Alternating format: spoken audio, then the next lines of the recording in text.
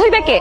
তুমি কি সত্যি সত্যি বাবার বাড়িতে চলে যাইতেছো? হ্যাঁ, আমি সত্যি সত্যি আমার বাপের বাড়িতে চলে যাবো। এই বাড়িতে থাকতে হলে তো আমার কাজ করে খাইতে হবে।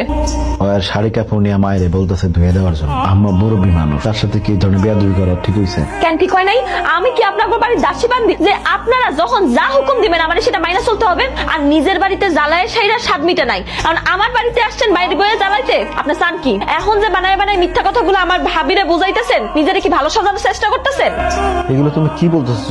ভালো শাস্তি যাবো কি জন্য? মানে আমি বা মা কেউ কি তোমার সাথে খারাপ ব্যবহার করছি? করেন নাই, করতে বাদ রাখছেন কিছু? আপনার মা আমার সাথে যা করছে সেটা তো আমি আমার ভাইরে এখনো বলিই নাই। জানো ভাবি, আমি যখন ওনার মারে যায় বলছি আমি না অত কাজ টাজ কিছু পারি না, আমার একটু হাতে কলমে শিখাই দিয়েন, ভুলে গেছেন তখন আপনার মা আমার সাথে কি আচরণ না করছে? ভুলবেনই তো, আপনার মা তো, তার দোষ তো আপনি দেখবেন না। জানো ভাবি, আমার তখন কি কয়, ছোট লোকের বাচ্চা, ফকিন্নির বাচ্চা, তুই কোনো কাজ শিক্ষাসস নাই? তোর ভাই ভাবি কি তোর কোনো কাজ শিখায় শ্বশুর বাড়ি পাঠায় নাই? চুমকি, তুমি কিন্তু ভাবির সামনে এবার মিথ্যা কথা বলতেছো। আমি মিথ্যা কথা বলতেছি? আমি আর আপনি কি সত্যের ঝুড়ি খুলে নিয়ে বসছেন এখানে? ওই দজ্জাল মহিলা আমার খুন্তি দিয়ে সেকা পর্যন্ত দিছে। চুমকি, এটা কিন্তু অনেক বেশি বেশি হয়ে গেল। আমার মায়ের নামে কিন্তু তুমি একটা উল্টো পাল্টা কথা বলবা না। আমার মায়ের সত্য সত্য দিয়ে তোমার খুন্তির সেকা দিয়ে দিত, তাহলে তুমি দাগ দেখাও, প্রমাণ দেখাও। আপনি একজন বাইরের মানুষ, আপনারে আমি আমার দাগ কেন দেখাবো? এসব কি বলতেছো? সে তো তোমার স্বামী, সে বাইরের মানুষ হইতে যাবো কেন? ভাবি, এই মানুষটারে আমি আমার স্বামী বইলা মানি না।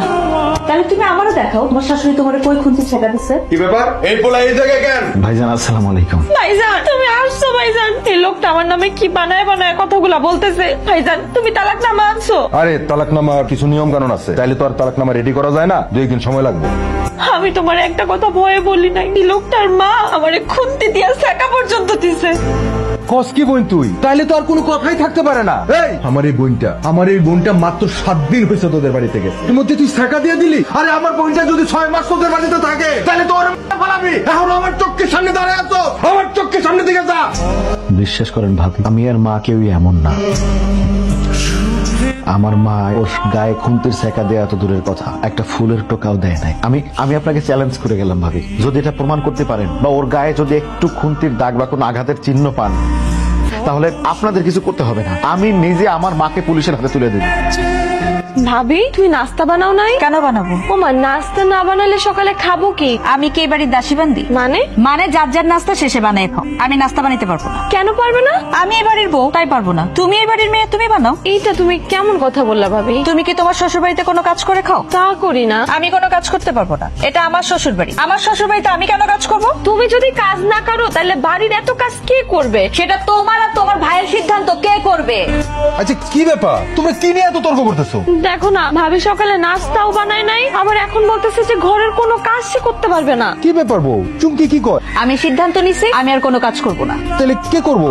তোমার বোন করবে। আরে ও কি করবো? ও কি কোনো কাজকর্ম জানে না? কাজকর্ম শিখছে? তাহলে কাজের বেটি রাখো।